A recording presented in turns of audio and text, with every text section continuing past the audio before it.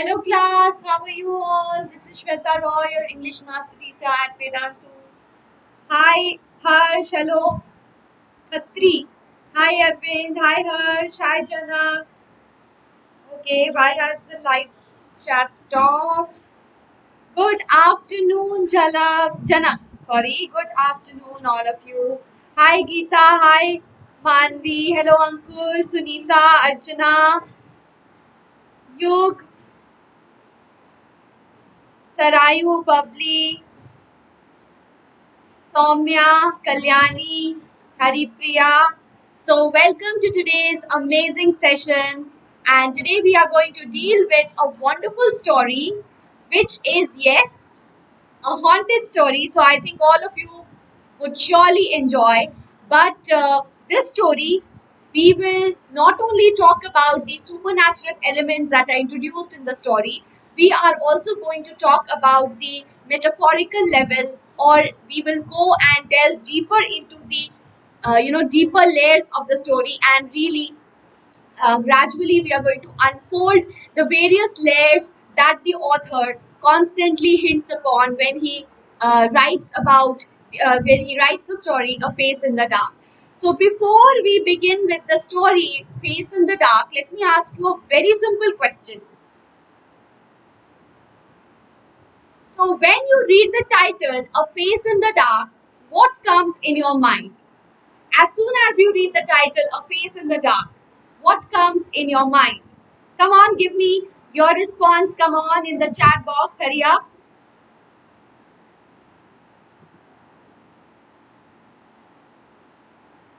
Host. Okay, Nagesh is saying host. Any other? Bhoot. Dhruv Shali ne kaha hai bhoot. Okay.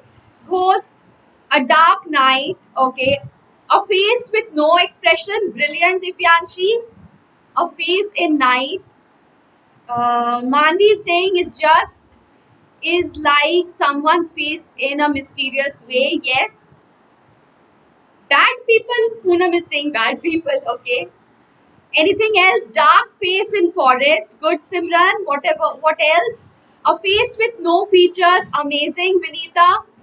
So I can see so many innovative answers and different kinds of answers. So yes, keep thinking, keep pondering, because see, when you actually get this question about the significance of the title, you have to put down your thoughts. So what comes in your mind when without reading the story, without going through the story, first when you encounter the title A Face in the Dark, whatever comes in your mind, the mystery associated with the title, the supernatural elements associated with the title, everything that comes in your mind, you have to write in the answer.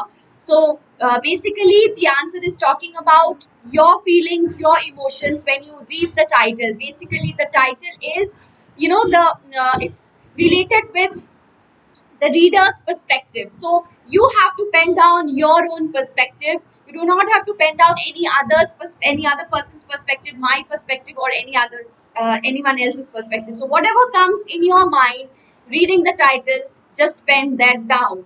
So let's move ahead with the session. And yes, a gentle reminder for the Vedantu Pro subscription. If you haven't subscribed yet, then this is the time. The link is available in the description box. Use the teacher code SWRPRO and you will get the discount price of 2699. If you do not use the code, the price is 4000. Using the code SWRPRO, Sweta Roy PRO, you are going to get the discount of 2699.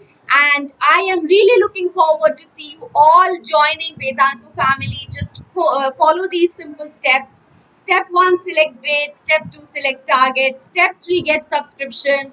And step 4, choose your plan. Apply the coupon code SWRPRO. I'm really looking forward to see all my lovely students join us in Vedantu family. And yes, we would together have a wonderful experience. And yes, live interactive class.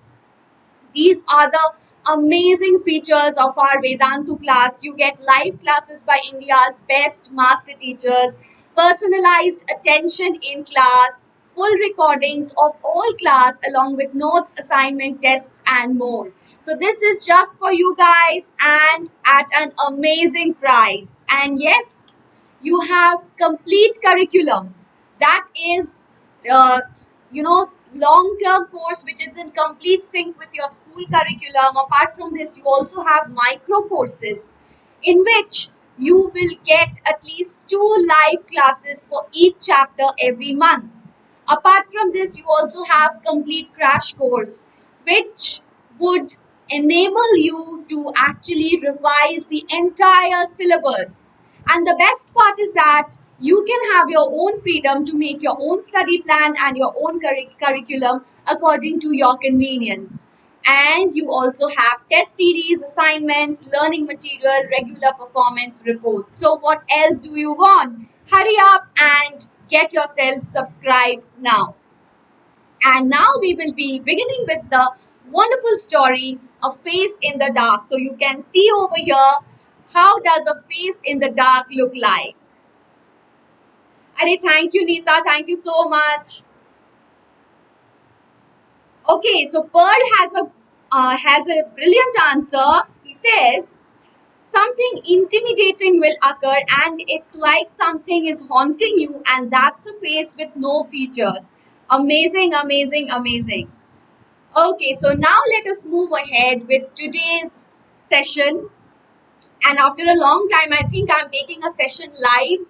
Usually my sessions are recorded and in live I only come for mentee. So it's after a long time I am actually taking live sessions. So I'm really very happy and glad to see you all live. So let's see. Are Pratham, you are new. Welcome, welcome, welcome. So let's look at Ruskin Bond. He's one of my favorite authors actually. I really love his stories a lot. So he is an Indian author of British origin, and he was awarded the Sahitya Academy Award in 1922 for which story? It's novel, sorry, not story. His novel, Our Trees Still Grow in Dehra. And he was also awarded the Padma Shri in 1999 and Padma Bhushan in 2014. So let's have a look at the session, and this story is, we have divided it into 2 sessions. Today we are going to discuss the entire story with the different kinds of questions that can come, and we are going to analyze the entire story, go into the deeper level of the story, because we have to look at the story not only from the supernatural perspective or supernatural point of view, but yes, there is another level to it, a deeper level to it, which we are going to unfold very soon. So stay tuned till the end. We'll have an amazing class. And the next session is going to be on mentee and doubt clearing. So whatever doubts you will have in this session, do comment in the comment section. We will be taking that doubt. We will be taking all those doubts in the mentee session, and definitely you will get all of them cleared. So let's start with today's session. Give me a quick let's rock in the chat box and show me some excitement. Make some noise in the chat box so that we can hurry up and start. Thank you, Technical Buddy. Thank you so much for your wonderful comment. Shaheen Ahmad, you joined yesterday. Oh, welcome, welcome, welcome. And I wish to see you again in my subsequent sessions. Syllabus for CBSE bata do. Very soon we are coming up with the reduced new syllabus. So stay tuned, stay subscribed. So bacha log, whoever is watching here live, do hit the like button. Don't forget to share your love by hitting the like button, and do stay subscribed. Stay tuned. All important notifications coming up very soon. Reduced syllabus also coming up very soon for English as well. Thank you, Harsh. Thank you so much for your compliment. So let's start with the session today. Now in the session, we have a character called Mr. Oliver, who is a teacher and who teaches in a very reputed school in Shimla. And one day, and he's also a bachelor, he has no one else, he has no companion, he's not married, so he's a bachelor basically. And one day what happens, he goes to the market, right? And he returns back after school, returns back to school at night on a daily basis. He usually takes the shortcut through the pine forest. So he's not very afraid. Usually people used to avoid that path, but he was, not afraid. So he used to always take that shortcut, right, through the pine forest. So this was his daily routine. Hi, hi Asif Ahmed Sheikh. How are you? Are thank you, Frika. Thank you so much. So, question for you. Let me see. Let me test how attentive were you and were you listening to the session or not. Who was Mr. Oliver and what was his profession? I want the answer right now in the chat box. Come on. Come on, give me the answer. Who was Mr. Oliver and what was his profession? School teacher, yes. Yash has given one answer. And very good, very good. And Mr. Oliver was a teacher and he was also a bachelor, right? Very good. So most of you are giving the correct answer. So keep going on. Very good. And I am going to ask questions in the middle of the session. So listen to the session very carefully. Now, one day, Oliver was again returning from the market through the pine forest. So, he used to take that shortcut, if you remember, I mentioned. And one day, he was returning from the market through the pine forest. Hanji Babli ji, syllabus reduced. So, whenever there is a strong wind or breeze, the pine trees make sad and terrible sound that keep most of the people on the main road. Okay, so this sound of the pine trees, that is very important. This is a supernatural, this is an element of supernaturalism that is introduced by the author to actually show that, to actually prepare us for something uncanny that is very soon going to happen. So the sad, when you are actually given a question related to supernaturalism or elements of supernatural in the story or mysterious elements in the story, then this is one point where you need to focus upon. That is the strong wind or breeze. Whenever it blew, the pine trees used to make a sound, sad, terrible sound. Okay, and that is why, you know, most of the people, they try to take the main road and not this shortcut. So people usually avoided this shortcut. So definitely the sad and terrible sounds, you have to write this point in your answer as well when you talk about the supernatural elements. But Oliver was not imaginative, neither he was nervous. So he took the narrow path, and he also was quite familiar because he always used to, take that path after returning from school.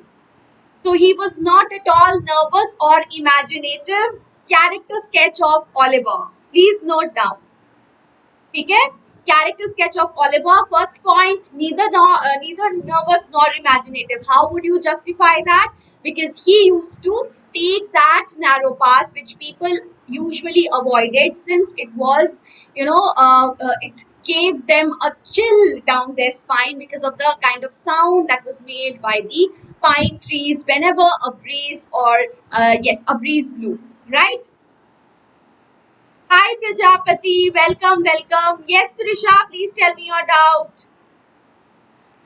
Now, Oliver usually carried a torch. That night, the batteries of the torch were also running very low, right? So, why were the batteries running low? Again, an element of supernaturalism. So, please note down the element of supernaturalism here as well, right? And then what happened? Question for you. Why did he take a shortcut while returning? Come on, why did he take a shortcut while returning? Anyone? He was a teacher and bachelor. Arey, that question is done already. This is the new question. Tell me, tell me. Why did he take a shortcut while returning? To reduce time, okay. And he's more comfortable. Yes, very good.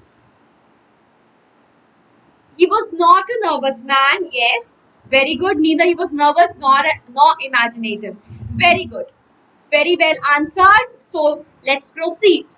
Now, as he was walking, he saw a figure and he used his torch to see whether someone is present. And what did he see?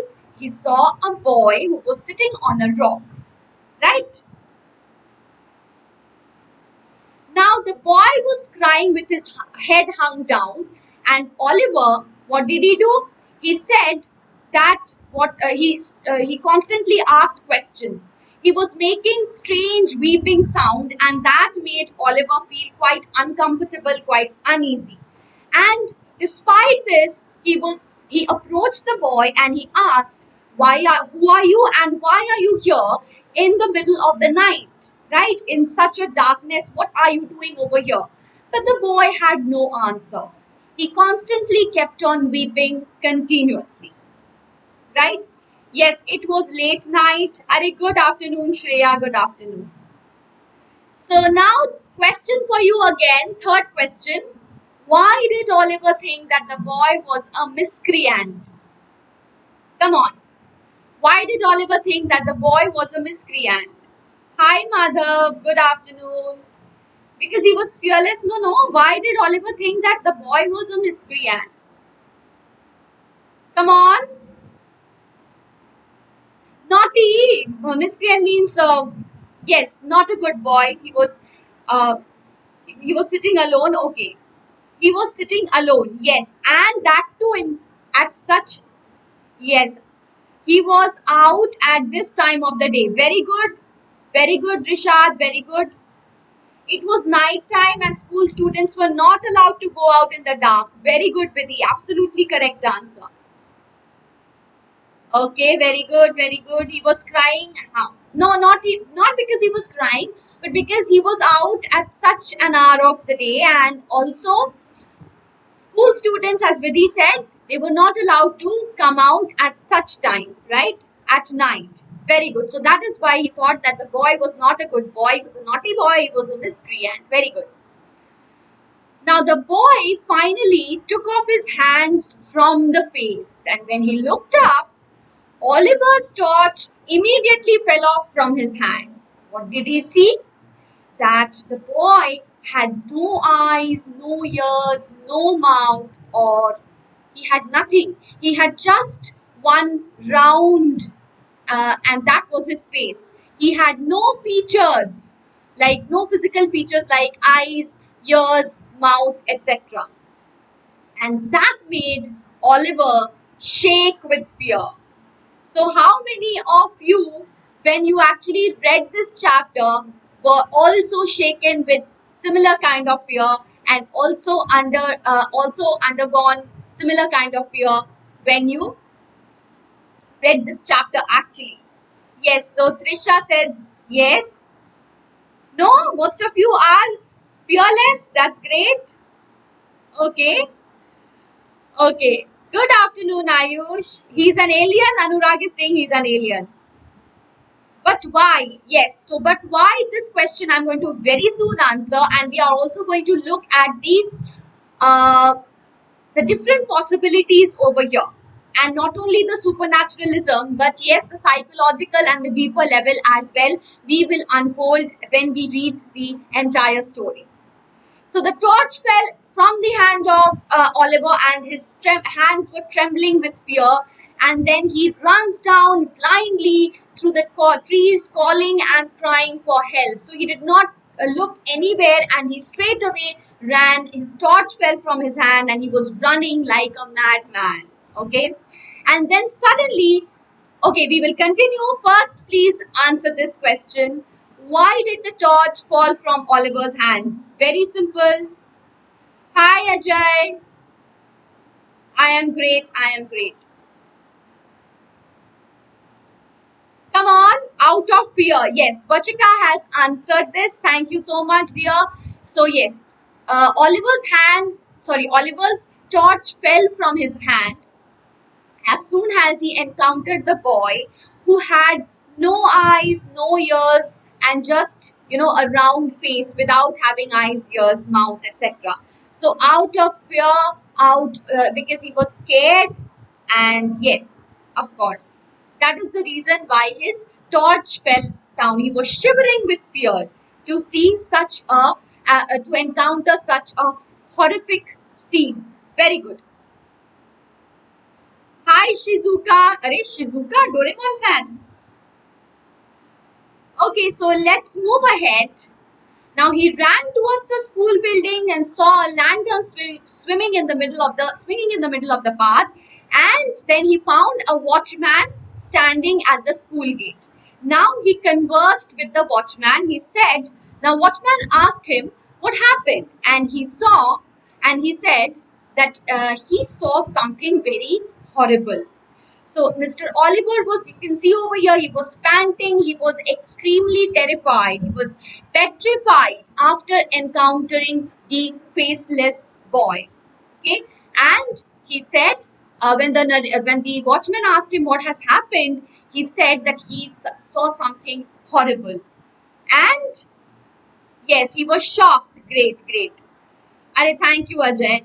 And then the watchman said, what happened? He encountered, he actually narrated his story that I saw a boy who was sitting there, who was weeping, and when I threw my torchlight on his face, I saw that he had no eyes, no face, no mouth. And what did the watchman say? Wait, we will see. First, answer this question. Who did Oliver stumble upon? Come on. Who did Oliver stumble upon?